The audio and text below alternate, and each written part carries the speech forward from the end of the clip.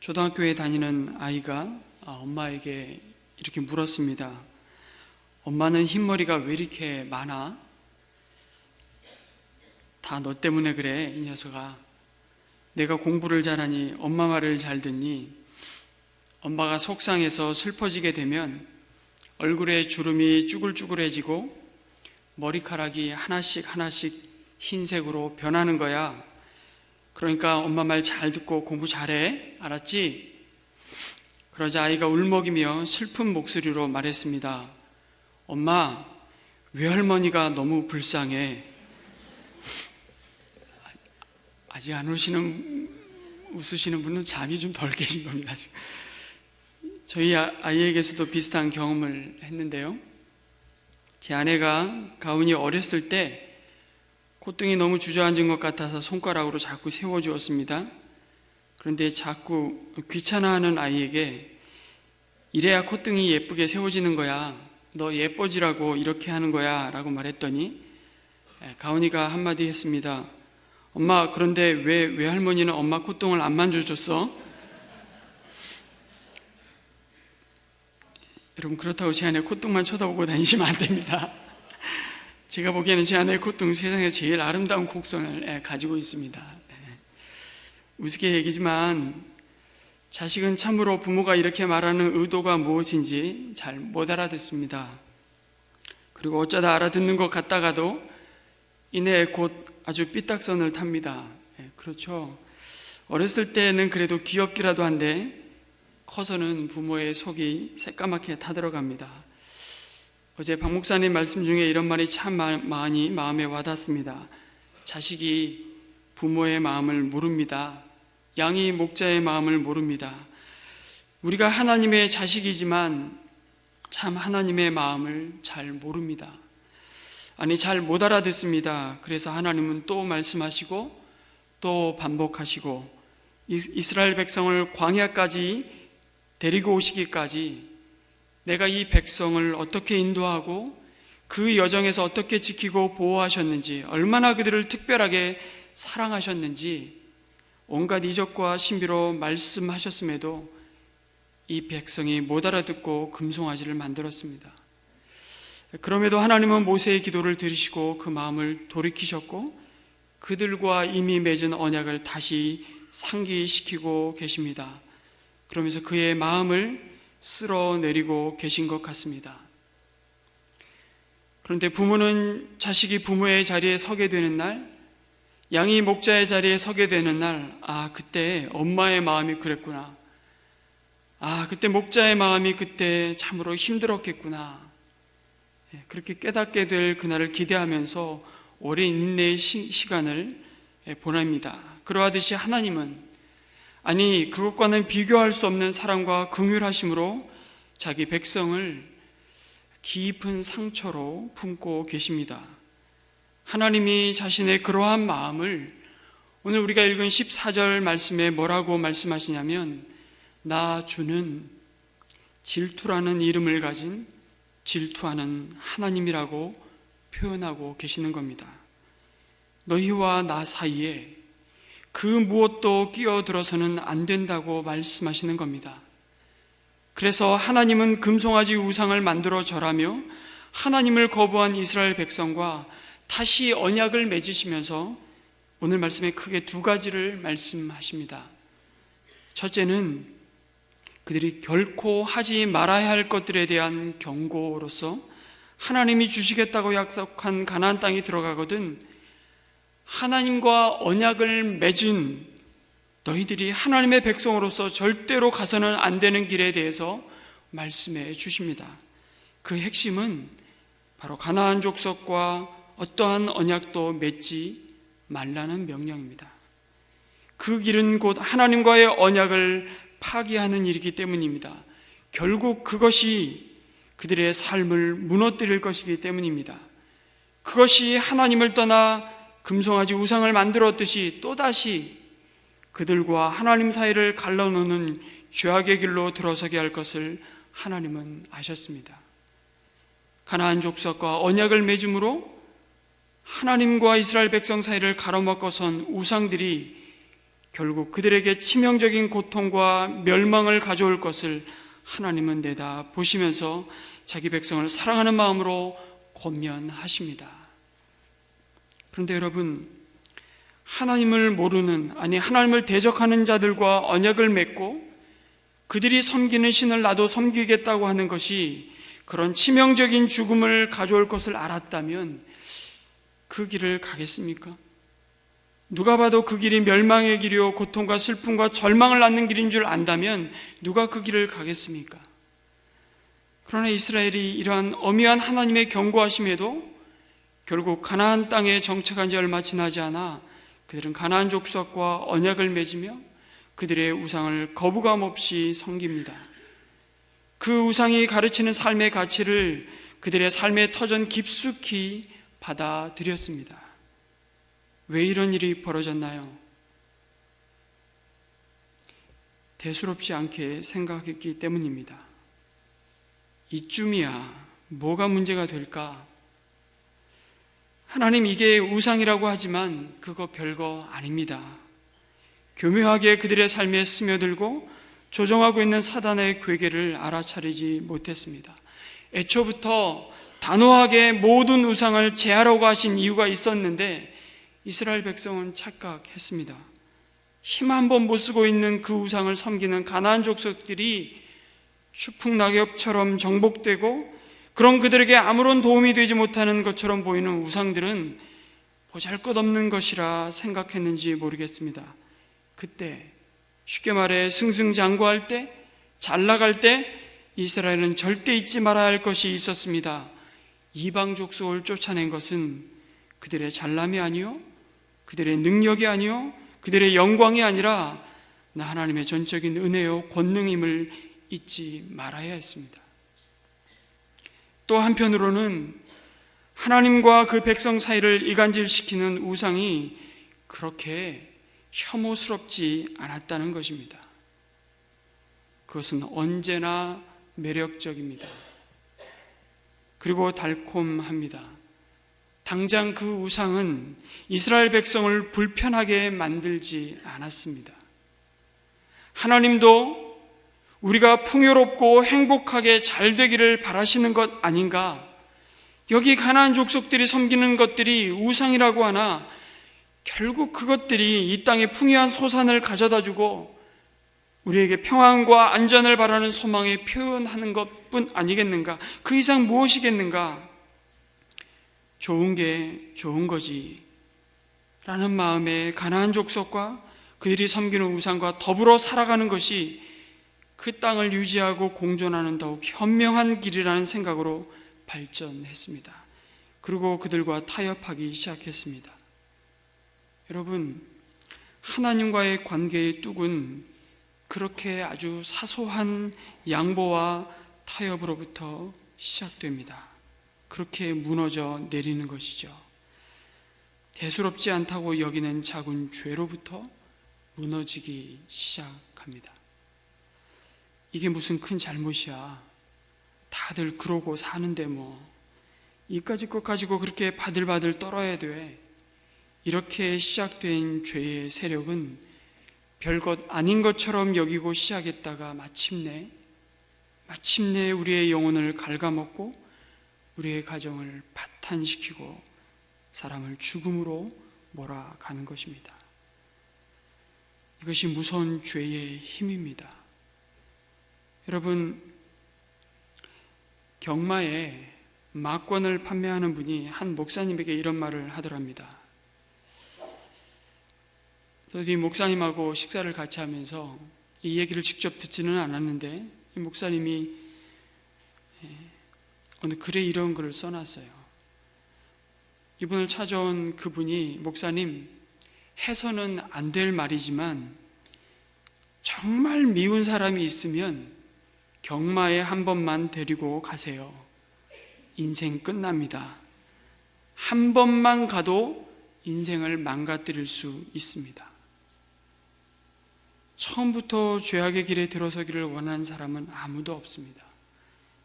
죄라는 것은 처음에는 잠시 정말 작은 각도가 벗어난 것뿐이지 결국에는 완전히 목표에서 이탈하게 만듭니다. C.S. 루이스의 책, 여러분 중에 이 책을 많이 읽어보셨을 텐데요, 스크루테이프의 편지라는 책이 있습니다. 사단의 공격을, 사단의 심리를 잘 보여줍니다. 선배 악마인 스크루테이프가 조카 워무드에게 인간을 넘어뜨리는 유혹에 대해 설명을 합니다.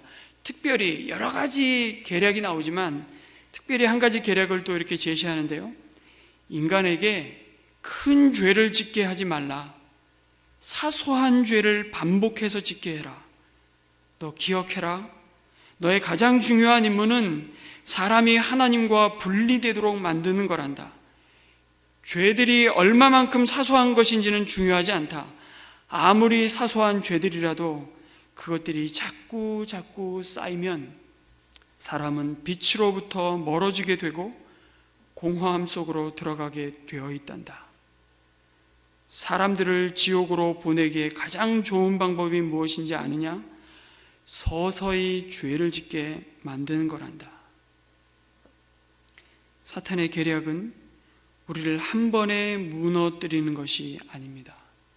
조그만 죄에 대한 민감성을 서서히 상실하게 만들어 마침내 죄에 대해 무감각하게 만들어 버리는 것입니다. 그래서 여러분, 가장 치명적인 죄가 무엇인지 아십니까? 가장 치명적인 죄는 죄를 느끼지 못하는 양심을 갖는 것입니다. 그래서 오늘 10절에서 하나님께서 이스라엘과 언약을 갱신하시면서 이 세상 어느 민족들 가운데서도 이루어진 적이 없는 놀라운 일을 하여 보일 것이라는 약속을 주십니다. 그 약속이 무엇이겠습니까? 바로 그들이 이 죄를 이기고 그의 후손으로 오시는 예수 그리스도로 말미암아 궁극적으로 십자가 아래에서 죄로 인한 자신의 절망과 무기력함을 보고 그 십자가의 능력으로 그 죄를 다 소멸하시고 마침내 승리케 하신 주님의 은혜와 영광을 덧입게 하는 약속인 것입니다. 그 은혜를 덧입고 그 은혜를 기억하고 오늘 이 아침 우리 새벽 다시 주님의 은혜 보좌 앞에 나왔습니다. 그 약속을 이 새벽에도 다시 확인하여 주고 계십니다. 다시 이스라엘과 언약을 맺으시면서 두 번째로 말씀하시는 것은 반드시 그들이 기억하고 행해야 할 일에 대한 것입니다. 하나님만이 그들의 주가 되시며 그들은 하나님의 백성됨을 확인하고 누리기 위해 그 관계를 무너뜨리는 그 어떤 공격과 유혹과 회방으로부터 그들 자신을 지켜줄 거룩한 순종에 대해서 두 번째로 말씀해 주고 계십니다. 그것은 그들이 지켜야 할 모든 절기와 안식일의 준수입니다. 하나님의 언약에 이 절기와 안식일을 지킬 것을 반복해서 명령하시는 이유가 무엇입니까? 너희의 오늘이 누구로 인한 것인지를 기억하라는 의미였습니다. 그들이 추워도 잊어서는 안 될 그들의 정체성을 이 절기에 담아 놓으셨습니다. 나는 너희의 하나님이고 너희는 내 백성이다. 너희는 내 소유되었음을 절대로 망각하지 말라고 말씀하셨습니다. 한 세대가 끝나고 그 다음 세대가 이어져도 변할 수 없는 한 가지 진리, 너희들의 생명은 너희 자신의 것이 아니라는 사실이었습니다. 그것이 잊혀지거나 거부되는 순간 그들이 가나안 땅에 들어가서 그들의 육신이 풍요로움과 번성을 누릴런지는 모르나 그것은 하나님께 더 큰 불순종으로 나아가는 고통의 길이 될 수밖에 없음을 하나님은 너무나 잘 아셨습니다. 그래서 다시 그들의 원뿌리를 확인케 하셨던 것입니다. 너희들이 어디서부터 나왔는지를 말입니다. 그래서 하나님을 떠나 있다면 돌아오도록 끊임없이 설득하시고 또 경고하시고 말씀하시는 사건이 바로 절기를 지키는 것이었습니다. 그것이 안식일과 일곱 절기를 주신 하나님의 목적이었습니다. 모든 절기를 지키라고 명령하시면서 출애굽기, 레위기, 민수기, 신명기 반복해서 제일 많이 반복하시는 내용이 뭔 줄 아십니까? 아무 노동도 하지 말라는 명령입니다. 무슨 뜻인가요? 내가 열심히 일한다고 먹고 사는 게 아니라는 것입니다. 하나님의 은혜로 사는 것임을 알게 하십니다. 그것은 일 열심히 안 해도 된다는 말씀이 아니라 하나님이 내가 흘린 땀방울을 지켜주시지 않으면 아무것도 거두지 못한다는 것을 철저히 고백해 하시는 방법이 바로 노동을 멈추는 것이었습니다.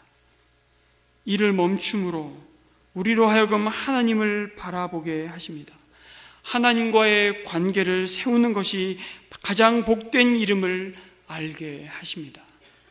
안식일의 안식은 그래서 그저 쉬는 날이 아닙니다. 머리 식히고 TV 앞에 앉아서 멍 때리는 것이 아닙니다.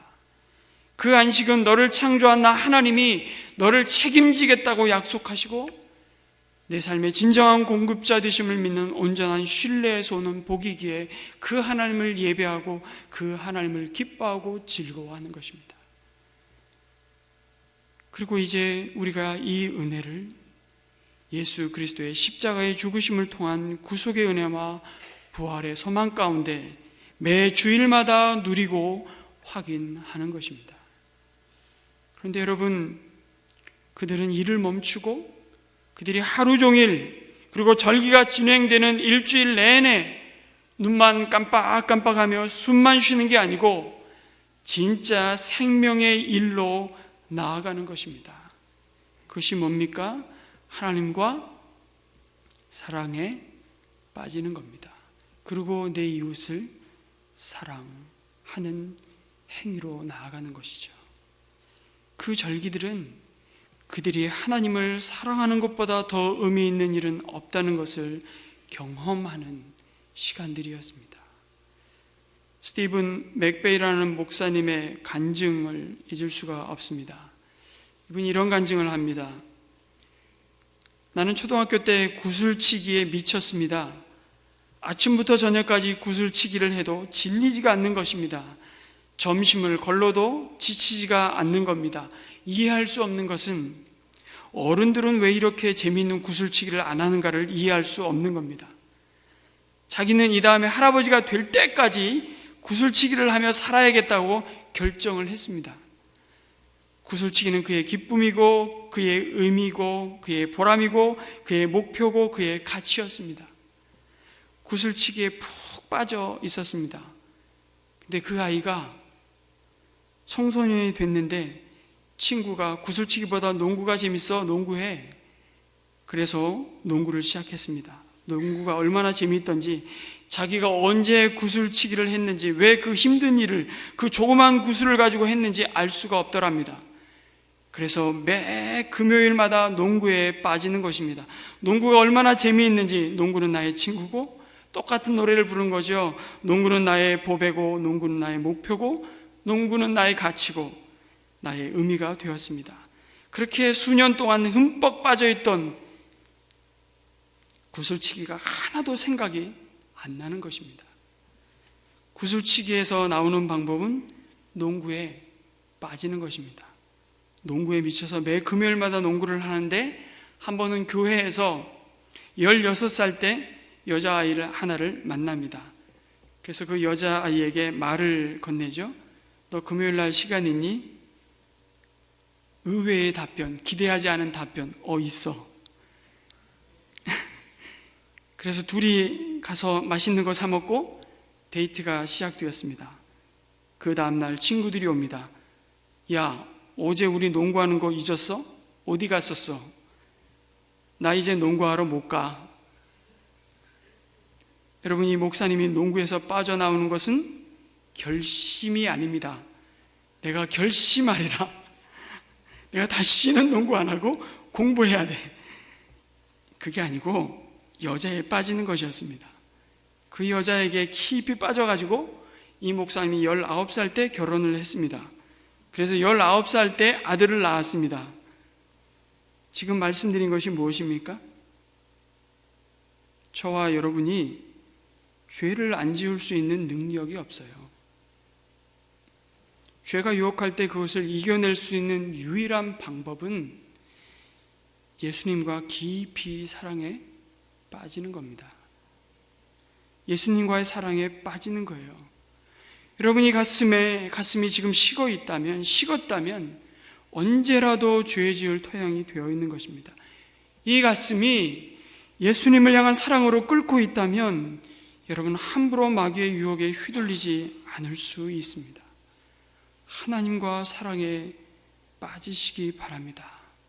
날마다 여러분 속에서 살아계시는 그 예수님을 의식하고 그 주님을 인정하고 그 주님 앞에 순종하고 그 관계 속에 동행할 때에 우리는 죄의 유혹을 이길 수 있습니다.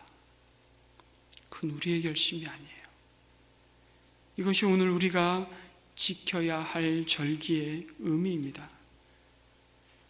여러분, 오늘 이 아침 우리 다 같이 이런 고백을 찬양으로 올려드리면서 우리 기도로 나아갔으면 좋겠습니다. 주님 사랑합니다. 이 고백을 한번 표현해 보시면 좋겠습니다. 여러분, 주님 사랑합니다, 하나님 사랑합니다, 이런 말을 얼마나 하고 계십니까? 오늘 이 아침 이 새벽 다른 어떤 고백보다도 예수님 사랑합니다, 나의 예수님, 이 고백 드렸으면 좋겠습니다.